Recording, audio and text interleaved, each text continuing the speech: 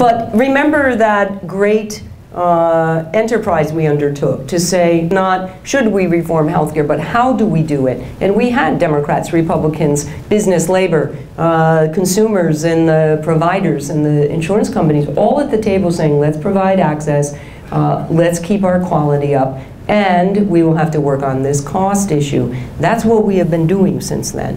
And I think although we've bent the cost curve a little bit, you know, we've made some progress on it. I think we continue to look at what we've done in our office, and now the responsibility is moved to the Health Policy Commission, I think through some good legislation, to say, what is it that makes healthcare expensive here in Massachusetts? How do we connect it to total medical expenses, making sure that what we're paying is value we're getting, not just, well, a knee at one hospital costs this much, and a knee at another hospital costs another amount, even though the outcomes are the same, but it has to do with the marketing clout. That's what we've talked about for a long time, that we should have more transparency, that we should level the playing field in terms of that marketing clout, and we need to make sure that as we move away from a fee-for-service system towards more accountable care, that we're able to include more prevention, more taking care of problems on the physical health side, as not dissimilar to what I just talked about in terms of social work. Let's make sure we intervene and get people in as early as possible.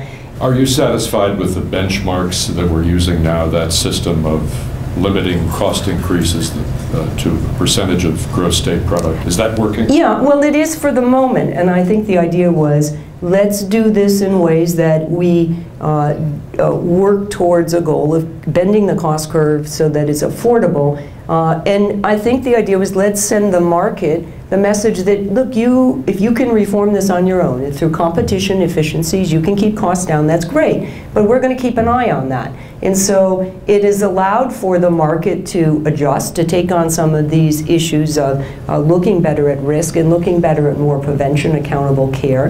But I think it also leaves open the door that if they can't do that or they don't do that, then the legislature could act again. We've seen a wave of healthcare mergers and consolidations over the last couple of years, and it seems like all of them have been pitched with the argument that this is the way you bend the cost curve, this is the way you save money. Yet there's a fair amount of evidence that suggests that's not the case. Well, the market is fluid right now, and so part of it I think we need to understand is that as we look towards those goals, I think that some of those consolidations and mergers have made sense for those institutions, but I think, again, the key is we're going to keep a watchful eye and say, if you are going to do that, make your case that that's what's going to happen, and if you are allowed to do that, you got to continue to make your case that that's where we're headed, and if not, then the legislature or the Health Policy Commission and the Attorney General's office still has some opportunity to kind of, you know, be a little bit of a referee on this and say, look, this was what you intended to do, but that's not what's happened.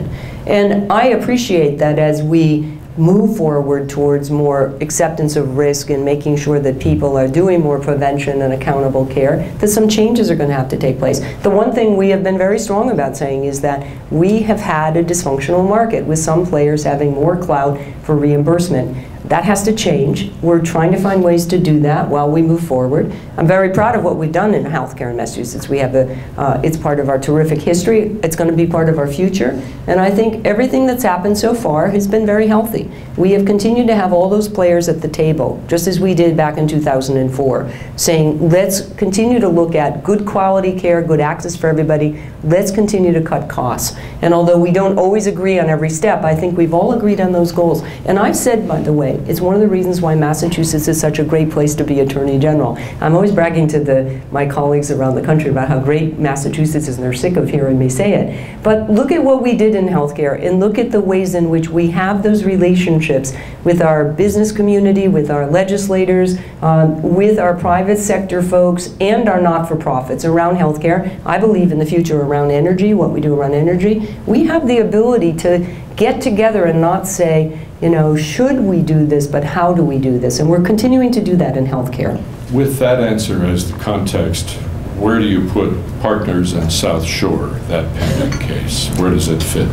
Well, if I could comment on that, I would. But nice try, R.D.